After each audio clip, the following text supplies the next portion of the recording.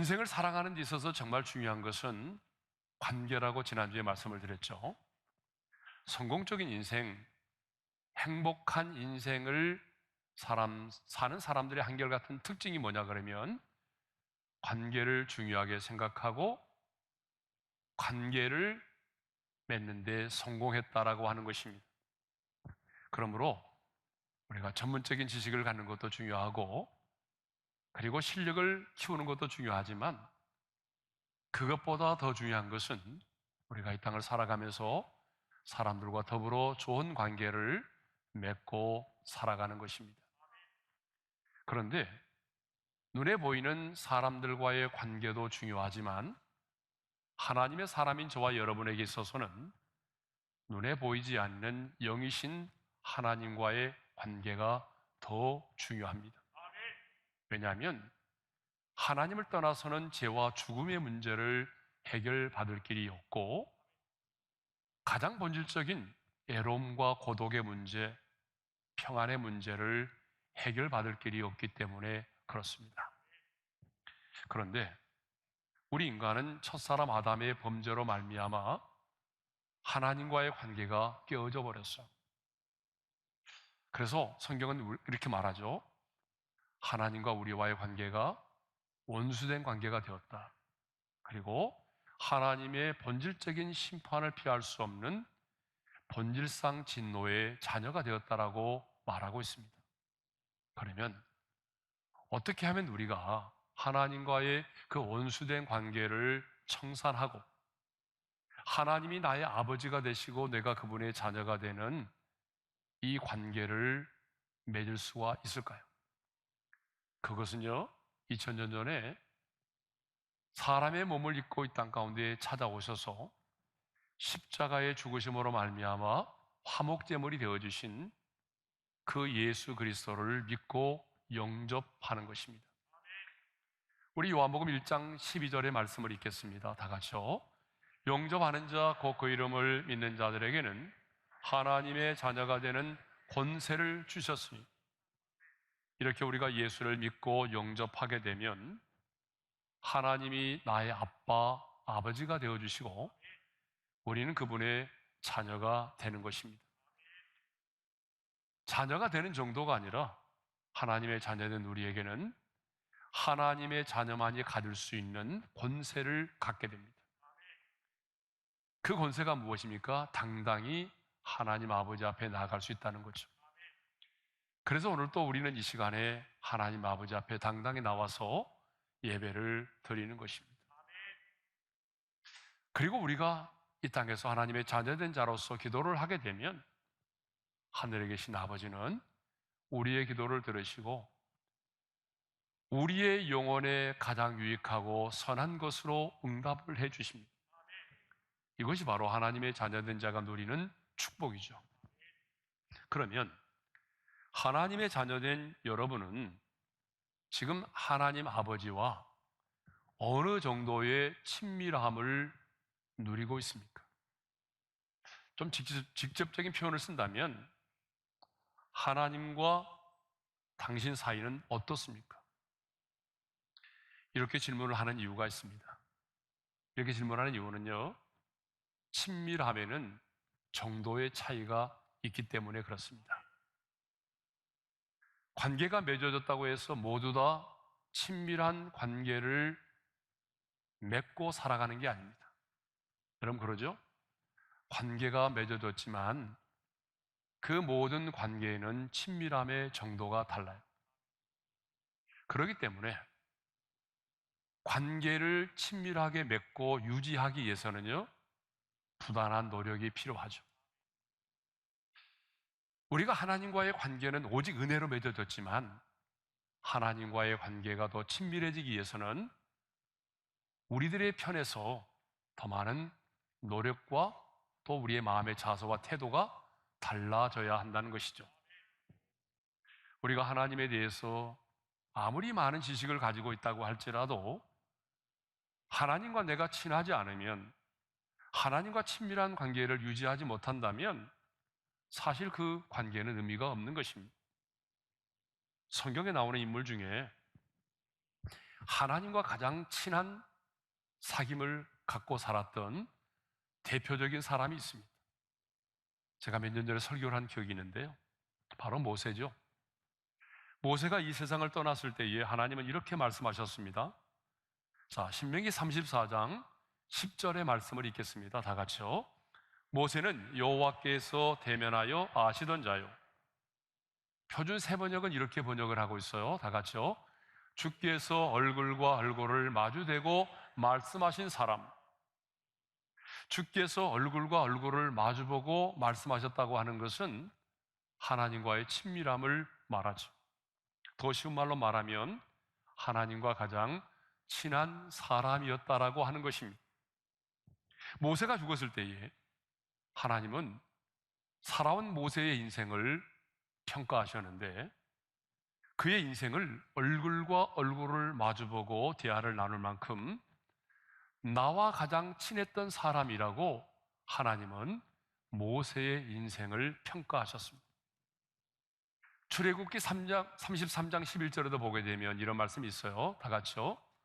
사람이 자기의 친구와 이야기함 같이 여호와께서는 모세와 대면하여 말씀하시며 하나님과 얼마나 친밀하게 지냈으면 하나님이 친구를 대함 같이 얼굴과 얼굴을 마주 대하며 그렇게 친구로 말씀하셨다라고 그렇게 성경이 기록하고 있겠습니다. 모세는 이렇게 이 땅에 살았던 수많은 사람들 중에 하나님과 아주 친밀한 관계를 유지하며 살았던 그런 하나님의 사람이었습니다. 오늘 보면 14절을 보게 되면 다윗은 여호와의 친밀하심이 그를 경외하는 자에게 있음이여라고 말하고 있어요. 자, 우리 14절 상반절의 말씀을 함께 읽어볼까요? 여호와의 친밀하심이 그를 경외하는 자들에게 있음이. 자, 여기서 말씀하고 있는 그 친밀하심이라고 하는 말은요, 히브리어로 소드라는 말인데 이 말은요 원래 뜻이 비밀이라는 뜻을 가지고 있습니다. 그러니까 여호와의 친밀하심이 그를 경외하는 자들에게 있다라고 하는 이 말은요, 하나님께서 당신을 경외하는 자들에게 비밀스러운 생각과 계획까지도 다 털어놓으신다는 것입니다. 그렇습니다. 우리 하나님은요, 당신을 경외하는 자들에게 자기의 비밀을 말씀하실 정도로 친밀하게 대하십니다.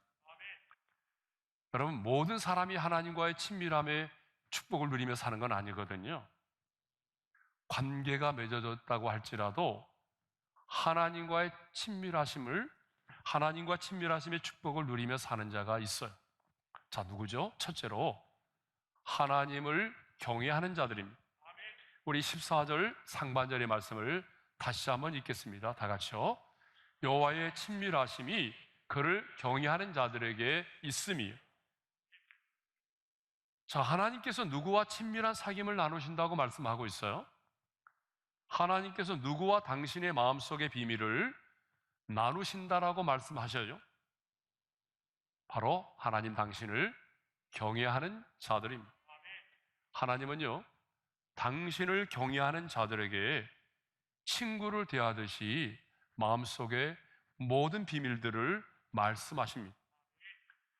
그러면 하나님을 경외한다라고 하는 구체적인 행위는 뭐죠? 그것이 바로 예배입니다. 하나님을 경외하는 구체적인 행위가 뭐라고요? 바로 예배입니다.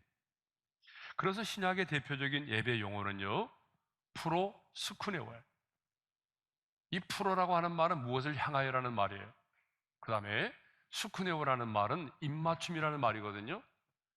그러니까 여러분, 신약 시대에 하나님의 백성들이 하나님께 예배를 드린다는 것은 그 거룩하신 하나님 아버지 앞에 나아가서 하나님에게 하나님의 보좌에 입맞춤을 하는 거예요.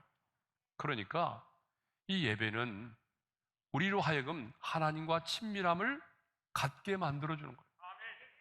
그렇기 때문에 아무리 믿음이 좋은 사람도요, 예배의 자리에서 멀어지면 하나님과의 친밀함이 사라져가는 것입니다. 그러니까 우리가 하나님을 경외하는 마음으로 영과 진리로 하나님을 예배하면 우리는 이 예배하는 시간에 하나님과의 친밀함을 갖게 되는 것이죠. 하나님은 얼굴이 없어요. 영이시지만 우리가 하나님을 찬양할 때 우리는 하나님에게 입맞춤을 하는 거예요. 그러니까 예배하면 예배를 드릴수록, 예배를 드리면 드릴수록 우리는 하나님과 친밀해지는 것입니다. 자, 두 번째로 누가 하나님과의 친밀하심의 축복을 누리죠? 두 번째로는요, 항상 여호와를 바라는 자들입니다. 자, 우리 15절 상반절의 말씀을 함께 읽겠습니다. 다 같이요. 내 눈이 항상 여호와를 바라보면. 이 시를 쓴 다윗은 지금 자신의 눈이 항상 여호와를 바라보고 있다라고 말하죠. 항상 바라보고 있다는 말은 항상 하나님에게 자신의 눈이 고정되어 있다라고 하는 것을 말하죠. 그런데 1절에서도 이렇게 말해요. 다 같이요. 나의 영혼이 주를 우러러 보나이다. 이 우러러 보나이다라고 하는 말이 미완료형이거든요. 그러니까 한두 번 정도가 아니라 끊임없이 계속해서 하나님을 우러러 보고 있다라고 말하고 있습니다. 그러면 내 눈이 항상 여호와를 바라본다? 그리고 우러러 본다? 여러분, 이것은 뭘 의미할까요? 그냥 뻔히 쳐다보는 거예요? 아니죠. 항상 내 눈이 하나님을 바라본다, 내 영혼이 주를 우러러 본다는 말은요, 주를 의지하는 것을 말합니다. 그러면 주를 의지하는 구체적인 행위가 뭘까요? 그것은 바로 기도입니다. 자, 여호와를 경외하는 구체적인 행위가 예배라고 그랬잖아요. 여호와를 의지하는 구체적인 행위는 뭐예요? 그게 바로 기도입니다. 그러므로 하나님과의 친밀함은요, 기도 없이는 불가능합니다. 여러분, 기도하지 않는 자가 하나님과 친밀한 관계를 맺고 사는 사람 본 적이 있습니까? 없습니다.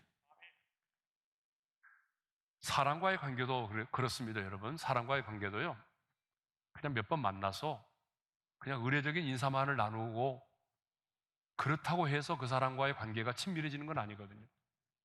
저도 밖에 나가면 많은 사람들을 만나게 되고, 만날 때마다 뭐 그분들이 저에게 명함을 주는데 저는 명함을 안 갖고 다니니까 그냥 받기만 한대요. 그런데 명함을 한번 주고받았고 인사를 몇 번 했다고 해서 그 사람과 나와의 관계가 친밀해지지 않아요. 하나님과의 관계도 마찬가지입니다.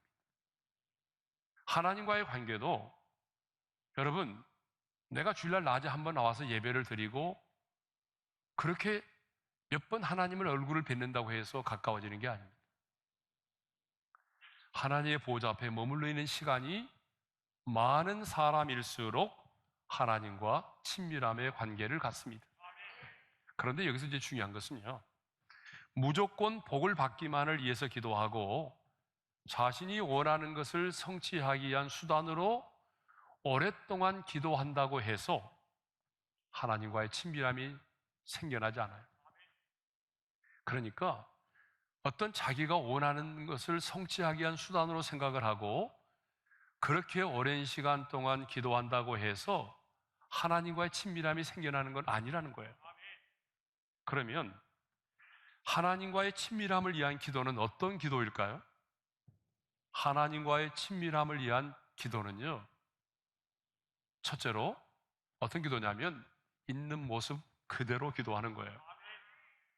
두 번째로는요, 어떤 기도를 해야 되냐 그러면 하나님에 대한 사랑을 고백하는 기도를 해야 됩니다. 친밀함은요, 관계에서 이루어지는 거잖아요. 하나님과 나와의 관계는 인격적인 관계거든요.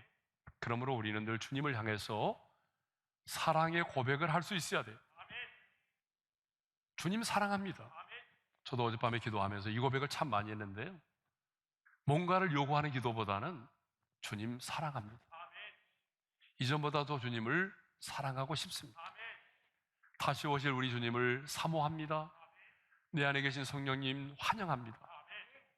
여러분, 이러한 사랑을 고백할 때에 주님은 그 사랑의 고백을 들으시고 주님과 나와의 관계 속에서 더 사랑의 고백을 통해서 사랑이 깊어지고 신뢰가 쌓이고 더 깊은 마음의 비밀을 나눌 수 있는 친밀한 관계가 형성이 되는 것입니다.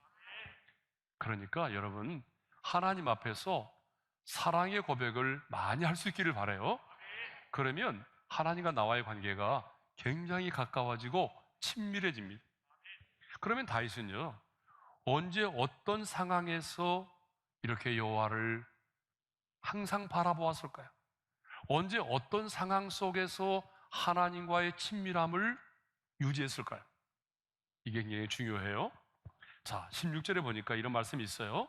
주여, 나는 외롭고 괴로우니라고 말하죠. 그러니까 굉장히 외롭고 괴로운 상황 속에서 항상 하나님의 얼굴을 구했대요. 17절에 보게 되면요, 뭐라고 돼 있어요? 내 마음에 근심이 많사오니 그랬어요. 내 마음에 근심이 많다라고 말할 만큼 굉장히 근심이 많은 상황 가운데 있었다는 거죠. 18절에 보게 되면 나의 곤고와 환난을 보시고라고 말하죠. 곤고와 환난 가운데 있었다는 거예요. 2절에 보게 되면 나의 원수들이 이겨 개가를 부르지 못하게 하소서. 지금 원수들과 영적인 치열한 전쟁 가운데 있음을 말하고 있어요. 그리고 15절에 보게 되면 내 발을 그물에서 벗어나게 하실 것이미로다. 이 고백을 보게 되면 자신의 모습을 그물에 걸려있는 새의 모습으로 비유하고 있습니다. 그런데 다윗은요, 이런 상황 속에서도 오직 내 눈이 항상 여호와를 바라보았다라고 말하고 있어요. 주님을 우러러 보았다는 거죠. 여러분, 왜 그럴까요?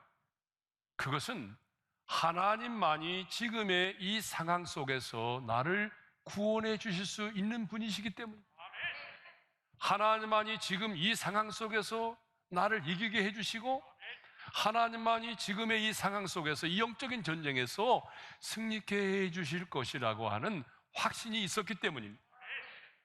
그래서 다윗은요, 이런 근심과 환난과 곤고 속에서도, 이런 환난 중에도 흔들리지 않고 자신의 영혼이 하나님만을 주목하며 기도했던 것입니다. 자, 그럼 이제 마지막으로 하나님 여호와의 친밀하심이 있는 자가 누리는 복에 대해서 나누도록 하겠습니다. 자, 하나님과 친밀함을 누리고 살아가는 자가 누리는 첫 번째 복은요, 언약을 하나님이 그들에게 보이신다는 거예요. 14절 하반절의 말씀을 읽겠습니다. 다 같이요. 그의 언약을 그들에게 보이시리로다. 사람도 자신이 가진 비밀을 가장 친하고 믿을 만한 사람들에게 털어놓습니다. 우리 하나님 역시 하나님 자신과 친밀한 사귐이 있는 자에게 자신의 마음속의 비밀을 털어놓으십니다. 하나님께서는 방금 우리가 묵상했던 것처럼 아브라함을 친구처럼 대하셔서 심판에 대한 이야기를 다 털어놓으셨습니다. 아브라함도 하나님과 너무 친했기 때문에 자신을 친구처럼 대하시는 하나님께 소돔성을 멸하지 않았으면 좋겠다라고 계속해서 반복적으로 요구를 합니다. 하나님은 당신을 경외하는 자들에게 그의 언약을 보여주신다고 했습니다. 그렇다면 하나님께서 당신을 경외하는 자들에게 보여주신 최고의 언약이 뭘까요? 하나님께서 언약의 백성들에게 보여주시는 최고의 비밀은 뭘까요? 그것은 바로 예수 그리스도이십니다. 내가 내 사랑하는 독생자 예수 그리스도를 이 땅 가운데 보내줄 것이고, 그 하나님의 아들 예수 그리스도가 십자가에 달려 죽으심으로 화목제물이 되심으로 우리를 구원하여 내실 것이다라고 하는, 이것이 바로 하나님께서 언약의 백성들에게 주시는 최고의 언약이요 최고의 비밀인 것입니다. 그래서 사도 바울은 골로새서 1장 27절에서 이렇게 말하고 있습니다. 다 같이요.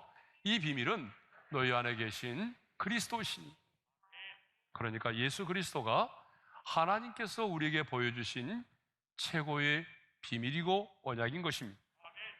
그러므로 하나님은 당신과 친밀한 가운데 있는 우리에게 당신의 사랑스러운 비밀의 이야기를, 우리 가운데 비밀스러운 사랑의 이야기를 우리 가운데 들려주십니다. 여러분, 그게 뭘까요? 사랑하는 사람, 친밀한 사람에게는, 친밀한 사람, 사랑하는 사람에게만 들려주고 싶은 사랑의 이야기가 있는 거죠. 여러분, 그 사랑의 이야기가 뭘까요? 바로 그리스도 예수 안에 있는 하나님의 사랑입니다. 그래서 하나님은 오늘 또 저와 여러분에게 다가오셔서 이렇게 말씀하십니다. 사랑하는 딸아, 사랑하는 아들아, 나는 너를 사랑해. 언제나 변함없이 나는 너를 사랑해. 그리스도 예수 안에 있는 나의 이 사랑에서 끊어놓을 수 있는 것은 아무것도 없어 라고 말씀하십니다. 우리가 이 하나님의 음성을 듣지 못하고 때로는 세상 가운데서 방황하고 있을지라도 주님은 안타까운 마음으로 우리에게 다가오사 변함없이 계속적으로 나는 너를 사랑해라고 말씀하십니다. 이것이 바로 하나님과 친밀한 가운데 우리에게 들려주시는 비밀스러운 하나님의 사랑의 이야기입니다. 자, 두 번째로 하나님과 친밀하심의 축복을 누리는 자가 누리는 축복이 있는데, 두 번째로 내 발을 그물에서 벗어나게 하신다라고 하는 거예요. 15절 하반절이죠. 읽겠습니다. 내 발을 그물에서 벗어나게 하실 것이미로다. 자, 여러분, 우리는 가끔 TV를 통해서요, 그 사냥꾼이 쳐놓은 올무에 걸려서 몸부림치는 동물들을 볼 때가 있습니다. 그런데 그물에 걸려있는 동물은요, 어떻든가요? 올무에 걸려있는 동물들은 움직이면 움직일수록 더 조여들게 돼 있어요. 그래서 더 빠져나오지 못하고 나중에는 죽게 되는 거죠. 그러므로 내 발이 그물에 걸려있다라고 하는 것은 무엇을 상징하는가 하면 우리 자신의 인생 가운데 최악의 절망스러운 상황을 이렇게 표현하는 거예요. 그런데 다윗은요, 이런 최악의 절망적인 상황 속에서도 하나님과 친밀함을 누리고 있었기 때문에 이렇게 노래합니다. 내 발을 그물에서 벗어나게 하실 것입니다. 절망의 자리에서도 하나님을 경외하고 기도의 줄을 놓지 않았던 다윗은 하나님께서 자신을 구원하여 주실 것을 확신하였습니다. 그런데 다윗은요, 이 놀라운 구원을 3절에서는 이렇게 표현을 하고 있어요. 우리 3절의 말씀을 읽겠습니다. 다 같이요. 주를 바라는 자들은 수치를 당하지 아니하려니와. 하나님의 구원을 수치를 당하지 않는 것으로 표현하고 있어요. 그러면 수치라고 하는 게 뭐예요? 원수에게 패배하는 거예요. 그런데 여호와를 경외함으로 하나님과 친밀함을 누리는 사람은 수치를 당하지 않는다는 것입니다. 인생이 끝난 것처럼 보여도 하나님과 친밀한 관계에 있는 사람은 반드시 마지막에는 승리한다는 거예요.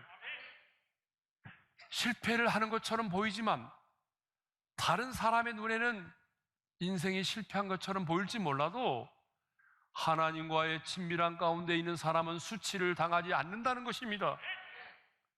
왜 하나님은 하나님 자신과 친밀한 가운데 있는 자를 수치를 당하지 않게 하실까요? 그것은 하나님과의 친밀한 자가 수치를 당하면 그 부끄러움이 바로 하나님 당신의 것이 되기 때문입니다. 내가 하나님을 가까이 했고, 그리고 하나님이 내 안에 거하고 내가 하나님 안에 거하고 하나님과 누구보다도 친밀하게 지냈는데, 하나님과의 친밀한 자가 원수에게 패배를 당하면 그 우리의 수치와 부끄러움이 누구의 몫이 되는 거예요? 내가 친밀했던 하나님의 몫이 되는 거예요. 하나님은요, 굉장히 자존심이 강하신 분이에요. 자신의 명예가 더럽혀지는 걸 원치 않는 분이시거든요. 그래서 하나님은 당신과 친밀한 관계에 있는 자로 하여금 어떤 상황 속에서도 수치를 당하지 않게 하시는 것입니다. 그래서 하나님과의 친밀한 가운데 있는 자가 바로 수치를 당하지 않게 되는 것이고요, 하나님과의 친밀한 가운데 있는 자가 하나님의 뜻을 분별하게 되는 것입니다. 그러므로 하나님과의 친밀함이 우리 인생의 진정한 성공이 되는 것입니다. 하나님의 사람에게 진정한 성공이 뭡니까? 그것은 하나님과의 친밀함입니다.